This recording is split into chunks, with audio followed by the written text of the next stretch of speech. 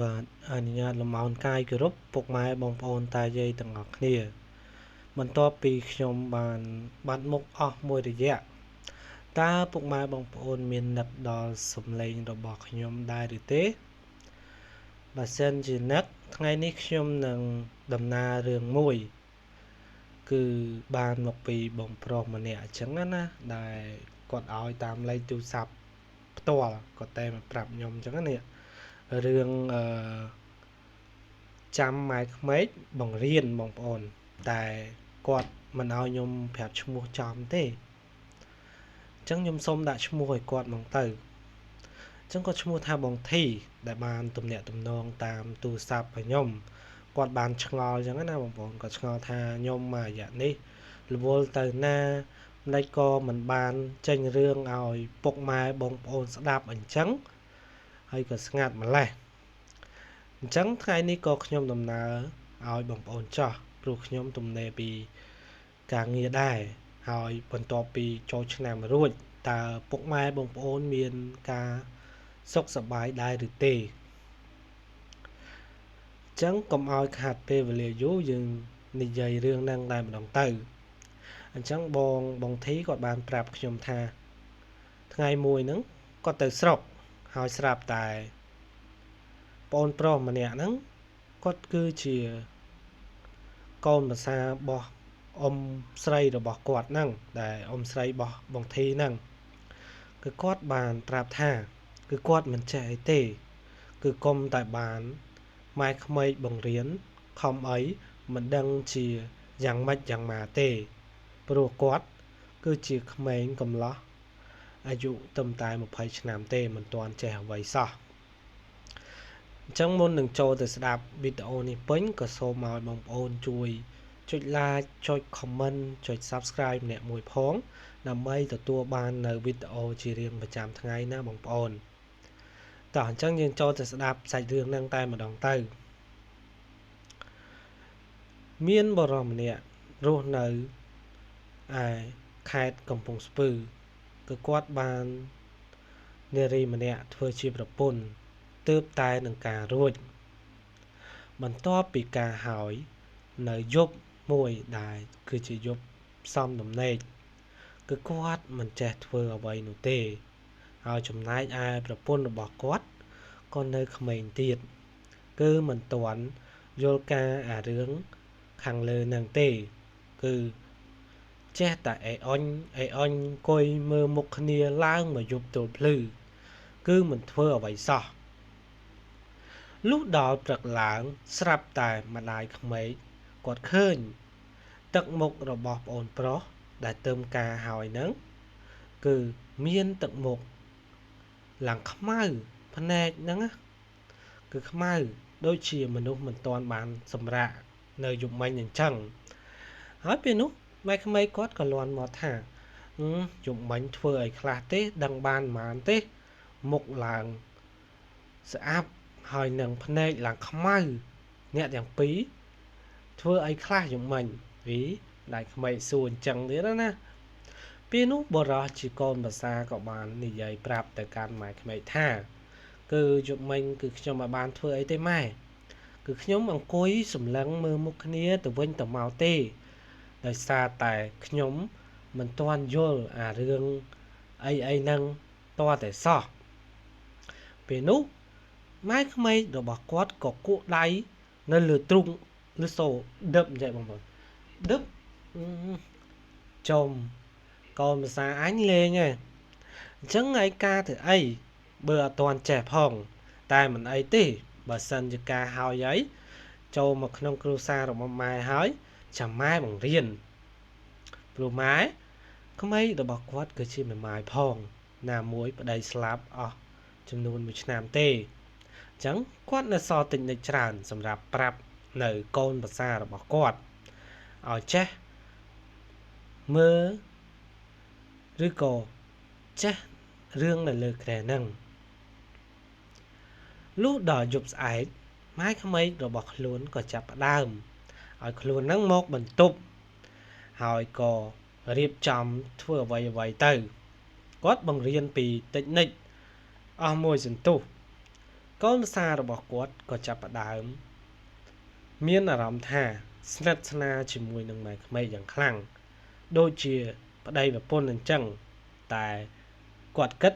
ត្រឹមបានតែគិតតែប៉ុណ្ណោះដោយសារតែគាត់មិនចេះអ្វីនោះគឺគាត់ខំមើលម្ដាយក្មេករបស់គាត់ធ្វើពិចារណានេះធ្វើពិចារណានោះ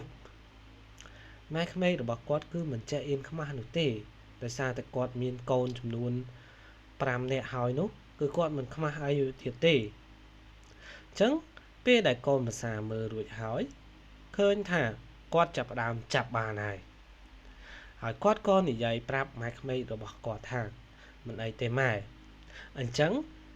យើងសាកល្បងជាមួយគ្នាបានទេពេលនោះម៉ែក្មេករបស់ខ្លួនក៏ចាប់ផ្ដើមគិតថាសាកមកក្តារសិនមើលតើវាធ្វើមិនកើតពេលនោះបងប្អូនគឺមានរឿងនៅលើក្រែហ្នឹងគឺបរោះជាកូនប្រសាហ្នឹងក៏ចាប់ច្រានម្ដាយក្មេកទៅលើក្រែឬសូតិចតិចរបៀបថាលាន់ពូកតិចតិចអញ្ចឹងណាតែប្រពន្ធរបស់គាត់គឺមិនបានឆ្ងល់នោះទេដោយសារតែគាត់មិនចេះដែរក៏បណ្ដោយតាមនឹងសិនចោះបន្ទាប់ពីកូនប្រសារបស់គាត់រុញទៅលើក្រែគាត់ចាប់ផ្ដើមឲ្យកូនប្រសារបស់គាត់នឹងគេងអោបគាត់ដោយបោះអង្អែតិចតួចអីចឹងទៅនៅលើក្រែហើយមួយសន្ទុះក្រោយមកពួកគាត់ក៏បែកញើសជោគដោយសារតែគាត់បាននៅជាមួយគ្នាហើយអញ្ចឹងម្ដាយក្មេកក៏សួរទៅកូនប្រសាថាមិនដេចតែកូនប្រសាប៉ុណ្ណឹងបានទេហើយចេះនៅពេលនោះកូនប្រសារបស់គាត់នឹងក៏និយាយថាគាត់ចេះហើយមិនអីទេលើកក្រោយខ្ញុំនឹងសាកល្បងជាមួយម៉ែម្ដងទៀតនៅថ្ងៃក្រោយតែម៉ែក៏រៀងថាចាប់ចិត្តនឹងកូនប្រសាដែរដោយសារតែកូនប្រសាហ្នឹងមានតយងជ័យធំអីចឹងទៅហើយពេលនោះក៏កូនរបស់គាត់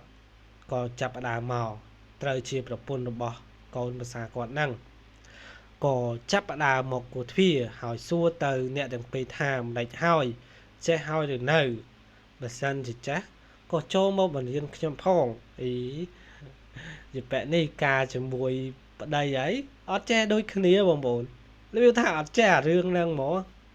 ល្ងងដូចគោអញ្ចឹងរបៀបថាអញ្ចឹងបងប្អូនអញ្ចឹងបងប្អូនគិតមិនដែរពេលដែលការហើយមិនចេះឲ្យណាគេបរៀនតែបើ admin សូមអត់និយាយទេព្រោះ admin ការហើយដែរអញ្ចឹងណាអញ្ចឹងបន្ទាប់ពីគាត់គួរទ្វារហើយប្តីរបស់គាត់ក៏ចាប់ផ្ដើមចេញមកក្រៅតែរៀបចំស្លៀកពាក់រួចហើយពេលនោះគាត់ក៏សួរថាហេតុអ្វីក៏បងបែកញើសជោគថ្ងាសម្លេះតើធ្វើអ្វីហ្នឹងបងមានធ្វើអីណាអូនគឺម៉ាក់គាត់បានបង្រៀនបងពីក្បាច់នេះក្បាច់នោះដើម្បីឲ្យបងចេះហ្នឹងណាអញ្ចឹងបងក៏រៀនតាមគាត់ទៅនិយាយហើយម៉ែក្មេកក៏បានចេញមកប្រាប់កូនប្រសាឲ្យទៅមួយទឹកទៅឃើញកូនប្រសាបែកញើសជោគអញ្ចឹងហើយគេក៏បានបបួលប្រពន្ធទៅបន្ទប់បាត់ទៅដោយងូតទឹកឲ្យស្រេច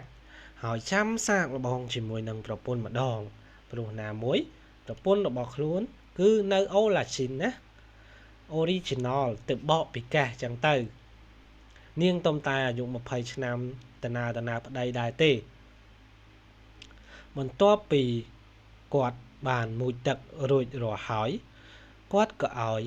ប្រពន្ធរបស់គាត់នឹងចាប់ផ្ដើមបញ្ចេញបរិយាកាសស៊ីអារម្មណ៍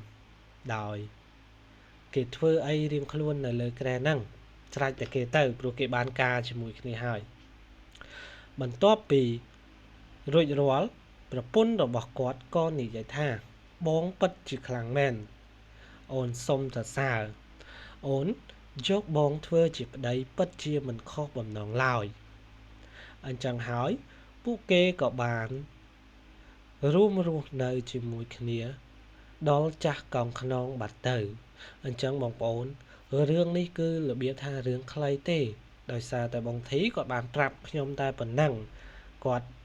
មិនចង់ឲ្យនិយាយអូសបន្លែង វែងឆ្ងាយច្រើនទេចឹងគាត់ឲ្យនិយាយទៅកាន់ប្រិយមិត្តតែប៉ុណ្ណឹងចឹងបងប្អូនយល់យ៉ាងម៉េចដែរនៅក្នុងវីដេអូរបស់ admin ដែលខកខានចេញវីដេអូយូរហើយនៅ channel របស់ admin គឺ 3D ចាំផ្លែតបងប្អូន admin ឲ្យមើលហើយបងប្អូនកុំភ្លេចជួយចុច like ចុច comment ចុច subscribe ម្នាក់មួយផងដើម្បីលើកទឹកចិត្ត admin ឲ្យបន្តធ្វើវីដេអូទៀតបងប្អូននេះបងប្អូនគឺ channel របស់ admin តែមើលឃើញទេបងប្អូនវាយតាវារៀងចាំងវាយតា 3D អាគមនិងយ័ន្តហើយ admin គឺជាកូនសិស្សរបស់បងសរិនណាបងប្អូនប្រកាសជាស្គាល់ហើយថាបងសរិនគឺជាអ្នកផលិតមាតិកានៅក្នុង YouTube នឹងដែរហើយបងប្អូនកុំភ្លេចជួយតាមដាននៅវីដេអូរបស់គាត់ឬក៏វីដេអូរបស់ admin ផងហើយនឹង channel មួយទៀតបងប្អូនគឺ channel របស់បងប្អូនបានដាច់ channel មួយដែរអញ្ចឹងណាអញ្ចឹងក៏ចង់សូមឲ្យ Facebook ចាប់ផ្ដើមឲ្យបើកដំណើរការរកលុយឲ្យ admin វិញនេះបងប្អូនគឺឈ្មោះរបស់ channel ធំរបស់បងប្អូនគឺច័ន្ទនេះដំណើររឿងគឺជាកូនសិស្សរបស់បងសរិនដូចគ្នាហើយនឹងបងមួយទៀតគឺ admin ផ្លេចឈ្មោះគាត់បាត់ហើយដូចឈ្មោះអីគេនេះបងប្អូនគាត់នៅអាមេរិកតែ admin ស្គាល់គាត់ដែរអញ្ចឹងវីដេអូរបស់ admin មានតែប៉ុណ្្នឹងទេបងប្អូនបាយបាយជម្រាបលាជួបគ្នានៅវីដេអូក្រោយទៀតសូមអរគុណ